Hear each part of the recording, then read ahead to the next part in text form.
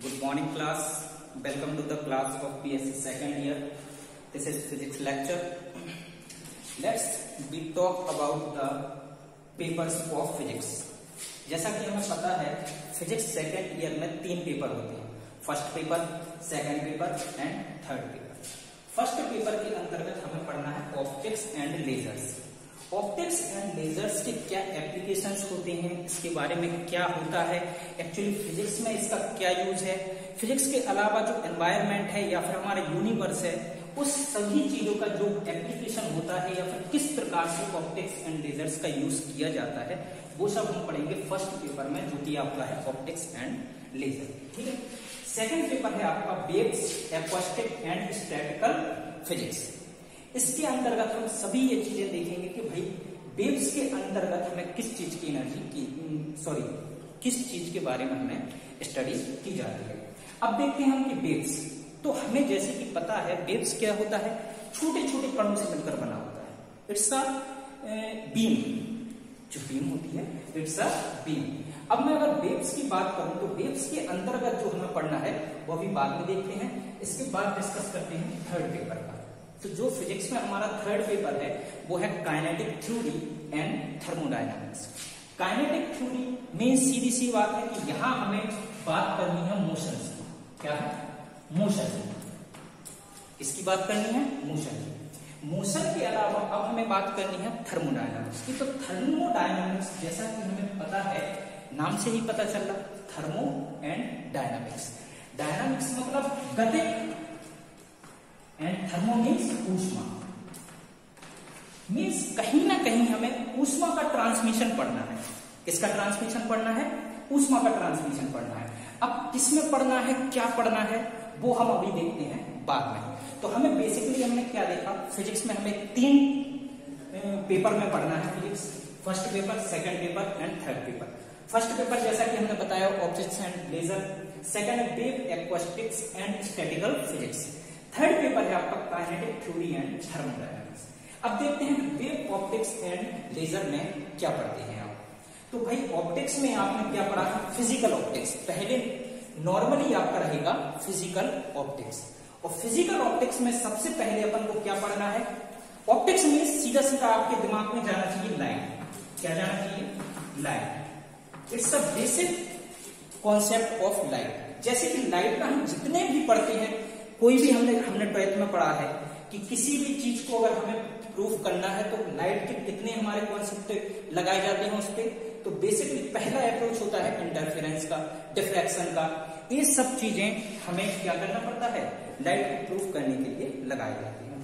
तो सबसे पहले जैसे फिजिकल ऑप्टिक्स हमारा स्टार्ट होता है तो इसके अंतर्गत हम पढ़ेंगे इंटरफेरेंस ऑफ लाइट। ये बेसिक है, आपके जो इंपॉर्टेंट टॉपिक्स हैं उसी के बारे में केवल बात कर रहे हैं। टॉपिक्स तो हमें बहुत सारे पढ़ने हैं, बट बेसिकली जो ज्यादा मोस्ट इंपॉर्टेंट टॉपिक्स हैं केवल उन्हीं के बारे में हम बेसिक बात कर रहे हैं आज आपकी। तो सबसे पहले अपन इसके अंतर्गत क्या पढ़ेंगे? Interference of light. Then Haidinger's fringes.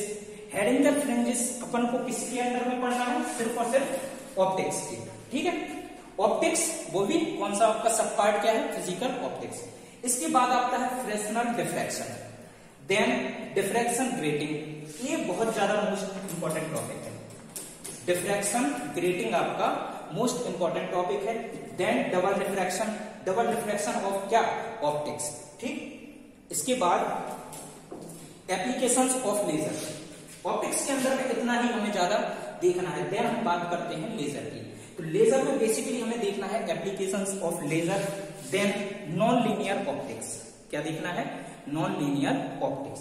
यही सब आपका काय के अंदर आता है, फर्स्ट पेपर के अंतर्गत आता है। चलिए अब बात करते हैं आपके सेकंड पेपर की। तो सेकंड पेपर में आपका नाम है wave, acoustics and statistical physics. तो जैसे ही हमने देखा वेव्स, तो आपको तुरंत क्लियर होना चाहिए कि वेव्स होती क्या है। तो वेव्स जो आपकी होती है तो बेसिकली काय से मिलकर बनी होती है? स्मॉल पार्टिकल से। काय से बनी होती है? स्मॉल पार्टिकल से। अब बात करते हैं हम वेव्स के, तो अंदर इसमें क्या पढ़ना है? बेसिक कॉन्सेप्ट तो अलग हो जाएगा, बट हमें इससे आगे पढ़ना है। बीएससी की क्लास है तो क्या करेंगे हम आगे इससे एप्लीकेशन देखते हैं इसके। तो वेव्स एंड मीडिया आपके क्या करेंगे, इसके अंतर्गत पढ़ लेंगे। अब वेव्स एंड मीडिया में क्या पढ़ेंगे, तो इसमें बेसिकली हम सबसे ज्यादा जिस पर फोकस करेंगे वो फ्लूइड एनर्जी होती है। क्या होती है, फ्लूइड एनर्जी, देन सुपरपोजिशन, ठीक है। और भी टॉपिक पढ़ेंगे, बट फ्लूइड एनर्जी ये क्या होती है ये आप थोड़ा सा जान लो। जैसे कि वेव है तो वेव के चलने के लिए माध्यम की जरूरत होती है, ठीक है। तो माध्यम की जरूरत होती है, तो जिस माध्यम में हम इसकी स्टडी करेंगे उससे संबंधित एनर्जी की भी हमें स्टडी करना पड़ेगा। तो ये सब किसके अंडर आएगा, हमारे वेव्स एंड मीडिया के अंडर आएगा। देन हम बात करते हैं स्टैंडिंग वेव्स की। अब स्टैंडिंग वेव्स का मतलब क्या होता है, मोस्टली हम यहां बात करेंगे आपके वाइब्रेशन की, कहेंगे वाइब्रेशन, ठीक है। वाइब्रेशंस की बात करेंगे। देन वाइब्रेशन के अंतर्गत तुम्हारे वेव्स में जो भी मॉलिक्यूल्स मोशन में होंगे या फिर जो स्टैटिक जोन में होंगे उन पे अलग अलग स्टडी हम करेंगे। अब बात करते हैं एक्वास्टिक्स, और ये बेसिकली हमें कहां देखने को मिलता है, ये बेसिकली हमें देखने को मिलता है म्यूजिक्स में। क्या में देखने को मिलता है, म्यूजिक्स में। And it's a part of music, it's a part of sound, ठीक। तो ये जितने भी हमें पढ़ना है, वेव्स पढ़ना है या एक्वास्टिक्स पढ़ना है, ये सब किसी न किसी अंडर में किसके जाएगा, साउंड, ठीक है। तो साउंड भी आपकी क्या होता है, ट्रांसवर्सनल होता है, लॉन्गिट्यूडनल होता है, ये सब हमें यहां पढ़ना है, ठीक है। इसके बाद हमें देखना है यूनिवर्सल लॉ। यूनिवर्सल लॉ जिसके अंदर में हम देखेंगे एंट्रोपी, वो भी किसकी, इनसे संबंधित चीजों की। एंट्रोपी देखेंगे, डिस्ट्रीब्यूशन लॉ देखेंगे, जो भी इस पे स्टैटिकल फिजिक्स पे अप्लाइड होती है। चलिए अब बात करते हैं थर्ड पेपर की। तो थर्ड पेपर को थोड़ा सा ब्रीफ में देखते हैं, काइनेटिक थ्योरी एंड थर्मोडायनामिक्स। तो जैसा कि अभी हमने बताया, काइनेटिक मतलब जहां पे हमारी क्या हो रही है, मोस्टली गति की बातें हो रही है थर्मोडायनामिक्स में, ठीक है। तो थर्मोडायनामिक्स में जहां ऊष्मा की गति की बात हो रही है उसी के बारे में हमें क्या करना है, स्टडी करना है। और ये सब थर्मोडायनामिक्स के लॉ कहीं ना कहीं यूज होते हैं आइडियल एंड रियल गैसेस के ऊपर। तो सबसे पहले हमें ये जानना पड़ेगा कि भाई आइडियल गैसें क्या होती हैं, और आइडियल गैसें अगर हम पढ़ेंगे तो आइडियल गैसों के बाद हमें ये भी जानना चाहिए कि रियल गैसें होती हैं। तो आइडियल गैसेस प्रॉपर्टीज, जिसके अंदर में हमारी आइडियल गैसें रहती हैं। जैसे बेसिकली इसके अंदर आइडियल गैसेस के अंदर हम क्या पढ़ने वाले हैं, डिफरेंट टाइप्स ऑफ लॉस भी पढ़ने वाले हैं जो कि हमारे अप्लाइड होंगे आइडियल गैसेस पर। देन आता है हमारा रियल गैस। रियल गैस का बेसिक सा फंडा है कि अगर हम फैक्ट सी बात करें तो आइडियल गैसेस पाई में ही जाती हैं। क्या होती हैं, पाई ही नहीं जाती हैं। हमारे जितना भी यूनिवर्स है उसमें अभी तक आइडियल गैसें अभी तक नहीं पाई जाती हैं, ठीक है। अब वो क्यों नहीं पाई जाती हैं वो बताएंगे। Just it's a assumption, it's a only assumption। हम केवल भाई मान के चलते हैं कि ऐसा होता है, बट एक्चुअली अगर बात करें तो इट इज इम्पॉसिबल, ठीक है। तो ये हम बाद में देखेंगे कि ऐसा क्यों होता है। अब बात करते हैं हम रियल गैस की। तो वो सभी गैसें जो वान डेर वाल इक्वेशन का क्या करती हैं, वान डेर वाल इक्वेशन को फॉलो करती हैं, हमारी रियल गैसेस कहलाती हैं, ठीक है। तो आइडियल गैसेस हो गया, रियल गैसेस हो गया। इसके बाद पढ़ना है हमें ट्रांसपोर्ट फेनोमेनन ऑफ गैसेस, ठीक है। ट्रांसपोर्ट फेनोमेनन ऑफ गैसेस मतलब कि भाई गैसेस में हमें ऊष्मा स्थानांतरण या फिर ये चीजें किस प्रकार से देखी जाती हैं, ठीक है। इसके बाद हमें पढ़ना है different types of loss under thermodynamics, ठीक है। तो थर्मोडायनामिक्स के अंदर हमें कौन कौन से लॉस पढ़ना है वो हम अभी बाद में देखते हैं। अगर आप लोगों को ये सब लिखना है तो लिख लीजिए, मुझे ये लगता है कि आप स्क्रीनशॉट ले लीजिए, ठीक है। तो मैं ये मिटा रहा हूं इस साइड का, ये थोड़ा सा आपको ब्रीफ करने के लिए, ओके।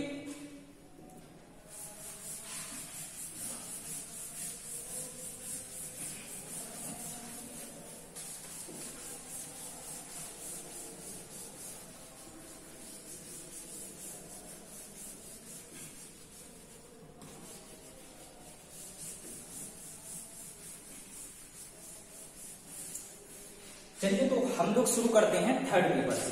हम लोग कल से जो स्टडी करेंगे वो थर्ड पेपर करेंगे, जो कि हमारा क्या है, kinetic theory and thermodynamics.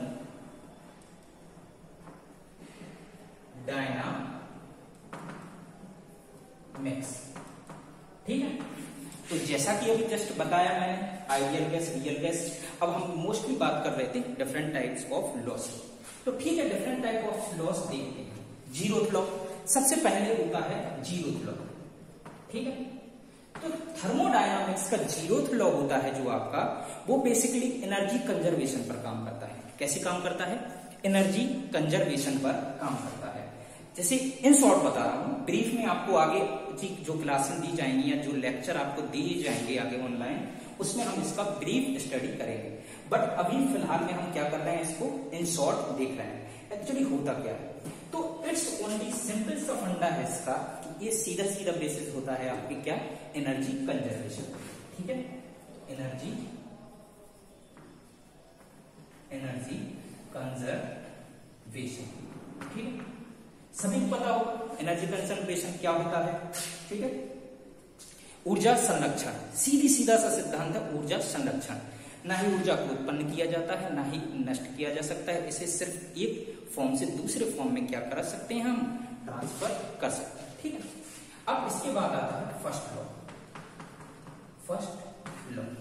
First law को बोलते हैं इक्विलिब्रियम लॉ। क्या बोलते हैं? Equilibrium law. अब इक्विलिब्रियम लॉ के लिए हमने ए, बी और सी 3 पॉइंट बना।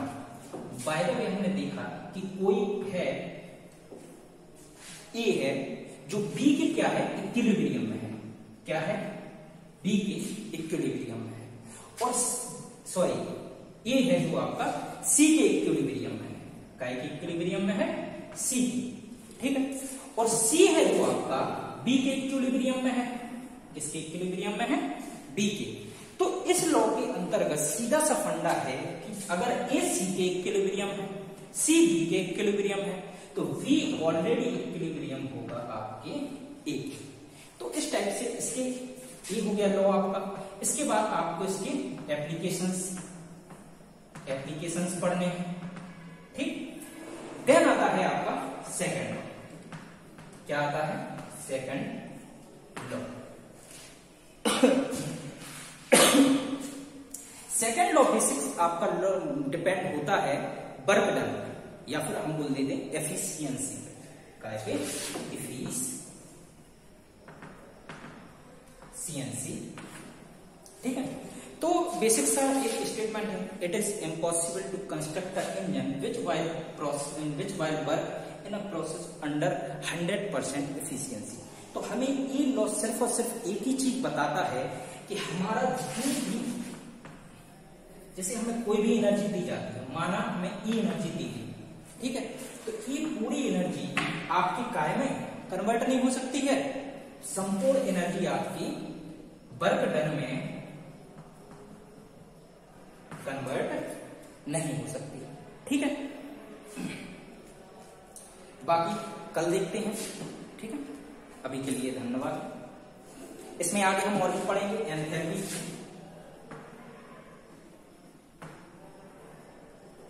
एंट्रोपी।